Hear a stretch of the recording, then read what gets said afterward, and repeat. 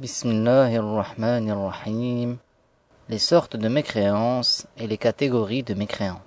Allah Ta'ala dit Innal ladhina kafaru wa saddu an sabilillah thumma matu wa hum kuffar falan yaghfirallahu lahum. Ce qui signifie certes ceux qui ont mécru et ont empêché les gens de suivre la voie agréée par Allah puis sont morts mécréants, à cela Allah ne pardonne pas. Surat Muhammad, ayah 34.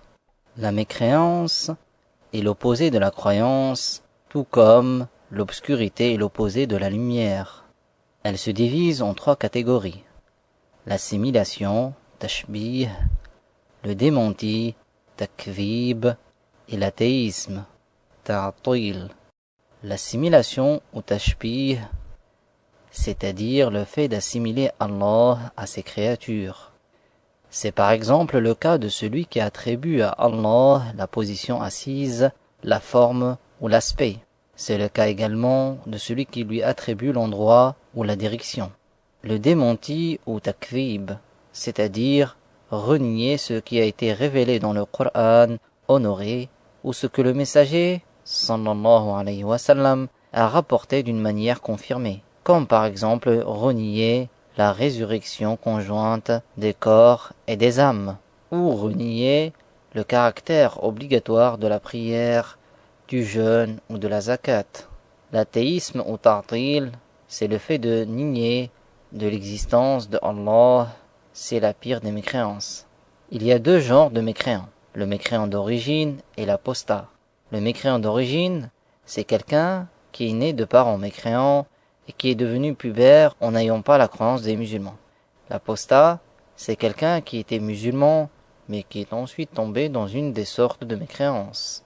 Allah Ta'ala dit قُلْ أَبِاللَّهِ وَآيَاتِهِ وَرَسُولِهِ كُنْتُمْ تَسْتَهْزِئُونَ لَا تَعْتَذِرُوا قَدْ كَفَرْتُمْ بَعْدَ إِيمَانِكُمْ. Ce qui signifie dit est-ce de Allah, de ses ayahs et de son messager que vous vous moquiez, ne vous cherchez pas d'excuses, vous êtes devenus mécréants après avoir été croyants. Surat At-Tawbah, ayah 65-66.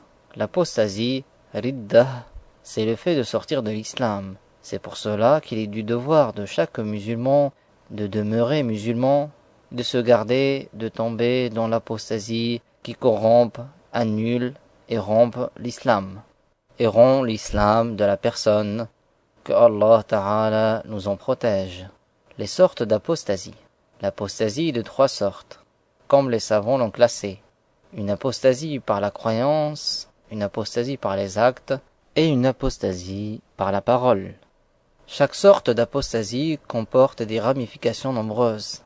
La mécréance par la croyance, comme par exemple nier l'existence de Allah Ta'ala, croire que Allah est incapable ou ignorant, ou croire que Allah est un corps, une lumière ou une âme. C'est par Allah Ta'ala que nous recherchons la protection contre tout cela. Ou encore croire que consommer l'alcool est licite, ou que le vol est licite, ou croire que Allah n'a pas rendu obligatoire les 5 prières, le jeûne du mois de Ramadan, la zakat ou le pèlerinage. La mécréance par les actes, comme par exemple jeter les livres du Coran, al-Mus'haf, ou les feuilles comportant de la science de la religion délibérément dans les ordures, ou se prosterner pour une idole ou le soleil, ou encore par exemple écrire des ayahs du Coran avec de l'urine. La mécréance par la parole, comme par exemple insulter Allah Ta'ala, ou insulter l'un des prophètes ou l'un des anges, ou insulter l'islam ou le Coran, ou encore se moquer de la prière ou du jeûne. Le messager de Allah sallallahu alayhi wa sallam a dit Innal abda la yatakallamu bil kalimati la yara biha ba'sa yahwi biha fin nari sab'ina kharifa. Ce qui signifie certes, il arrive que la personne prononce un mot dans lequel elle ne voit pas de mal, et à cause duquel elle chutera en enfer pendant 70 automnes, rapporté par At-Tirmidhi. c'est-à-dire qu'il chutera durant 70 ans, ce qui correspond au temps nécessaire pour atteindre le fond de l'enfer. Ce qui correspond au temps nécessaire pour atteindre le fond de l'enfer qui est réservé aux mécréants. Ce hadith est une preuve que la chute dans la mécréance ne requiert pas comme condition d'avoir eu connaissance de la loi correspondante, ni de se satisfaire de la mécréance, ni de croire en la signification du terme prononcé.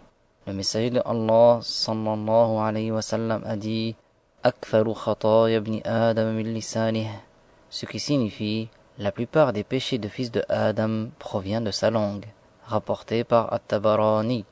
La règle, c'est que toute croyance, tout acte ou toute parole qui signifie une moquerie ou un dédain à l'égard de Allah, de ses livres, de ses messagers, de ses anges, des signes de sa religion, de ses lois, de sa promesse ou de sa menace, est de la mécréance.